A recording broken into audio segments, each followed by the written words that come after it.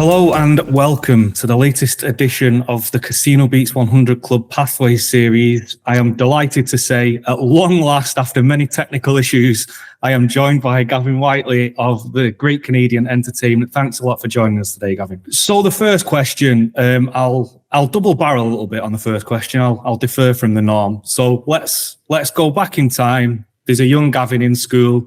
First off, what were your hopes and aspirations when you were younger? And don't be worried if they're nothing great. I wanted to be a bus driver, so there's the context. What was young Gavin's aspirations? And upon leaving education, at whichever point that might have been, what did you believe were your feasible career paths?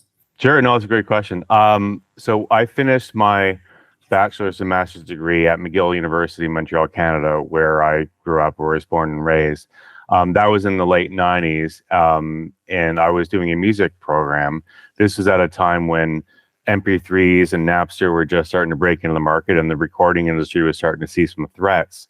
I understood early on that as early as humans were, gathered around a fire and banged two stones together, that there was always a market for live entertainment. People wanted to be in the same place, having a shared experience.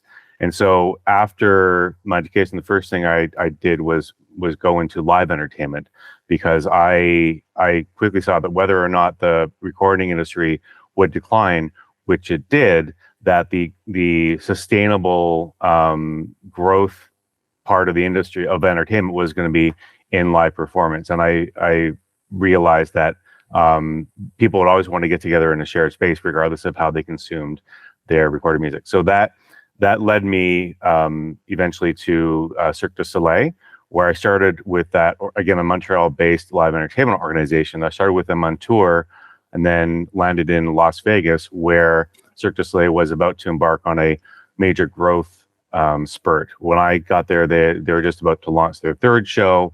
By the time I moved on from Cirque du Soleil, they had launched their eighth just in the Las Vegas market, along with a lot of other growth for that company.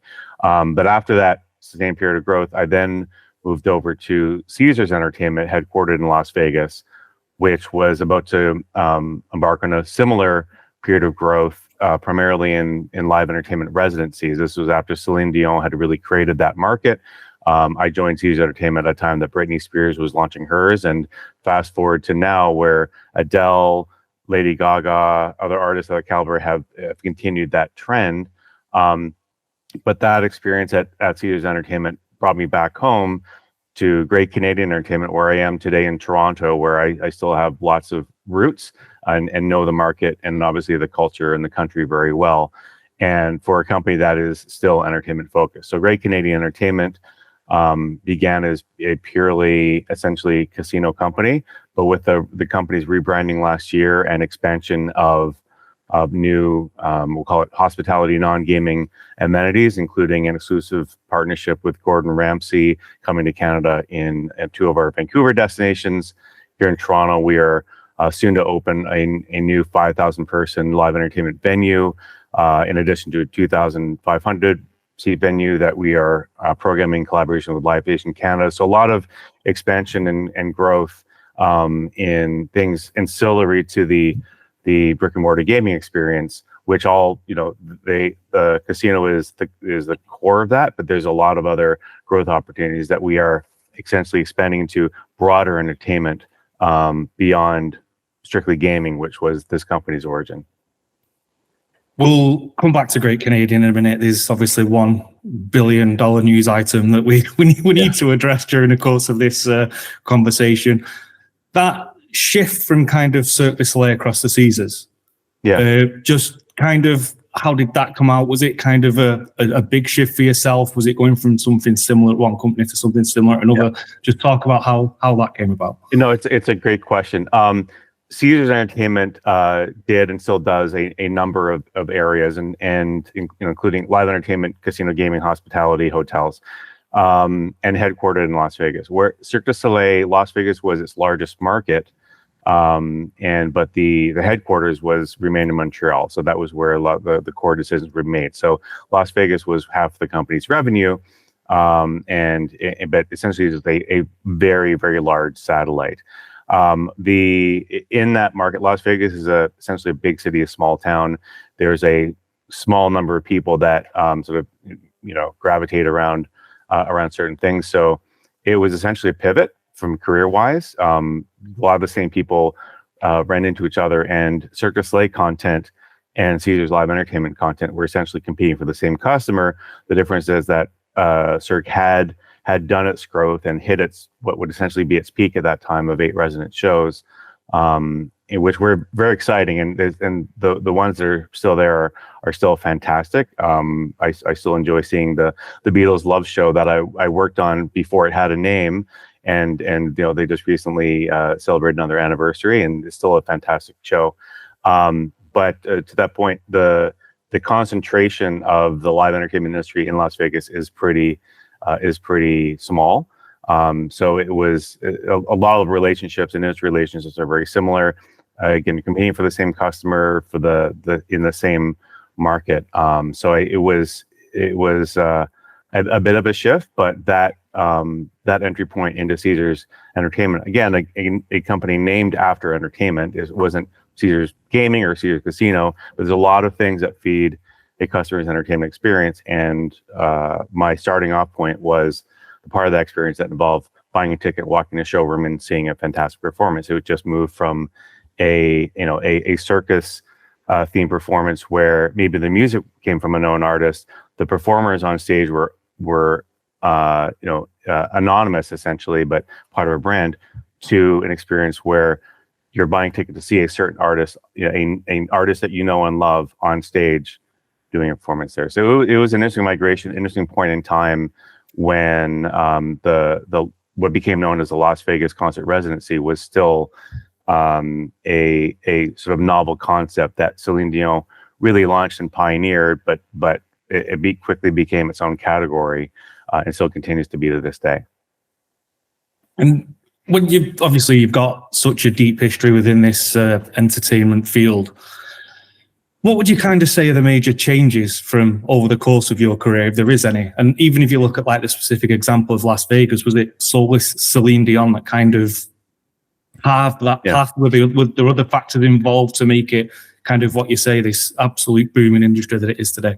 Right. No, it's a great question. I would say for ticketed live entertainment, what Celine Dion and her team essentially pioneered was an economic model that was risky because it hadn't been done before. To do a 4,000 seat venue with a certain number of shows a year, and to do a massive live production that would be a tour with one stop where people would have to come and see the show only in Vegas. And so that was it was a pioneering thing, but that the rest turned into a successful, groundbreaking idea, and that again paved the way for other theaters, other folks to follow, because it was proven. And even I would say that concept is taking a level further in Las Vegas with the Madison Square Garden's MSG Sphere, which has U2 bringing that first show in there, and starting in a month.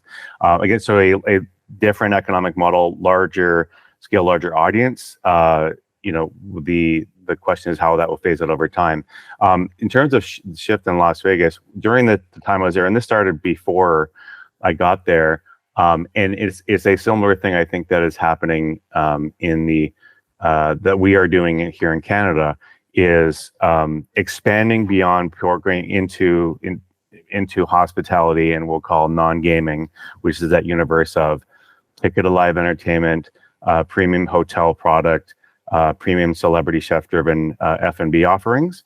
Beyond, if you go back in time to Las Vegas and many other U.S. gaming markets, the casino was the casino, and the buffet was sort of like an afterthought to sort of the casino. But now that Las Vegas really at scale brought food and beverage, hotel, live entertainment into its own as a thing that people would come just for that, not necessarily for casino. So the mix of revenues in Las Vegas that used to be majority gaming is now majority non-gaming, majority hospitality. I think if we look at other markets, including Canada, that trajectory is beginning, but a long way from that. But it does show the potential of what can grow into in a fully fledged entertainment experience that addresses multiple markets, multiple types of customers. And again, there will be folks that want to come for the ticketed entertainment experience and or the food and or the whole, and maybe the casino too. But we want to have all available for the customer to have their choice and be able to go from one to the other without having to leave the building. In Las Vegas, that is certainly the case today, and I think it just shows what's possible. But every market's different, so it's really up to each market to see what what their customer wants. And as our time draws to a close, like I said earlier, we have to address a certain development that Great Canadian Entertainment are phased opening at the moment. Just talk us through the process leading up to the phased openings, the internal excitement, kind of what the atmosphere is now you're in that process, and where do you go next, and what are the ambitions moving forward? Yeah, no, we are very excited here. So I'm sitting here today at what is now Canada's newest and largest casino resort.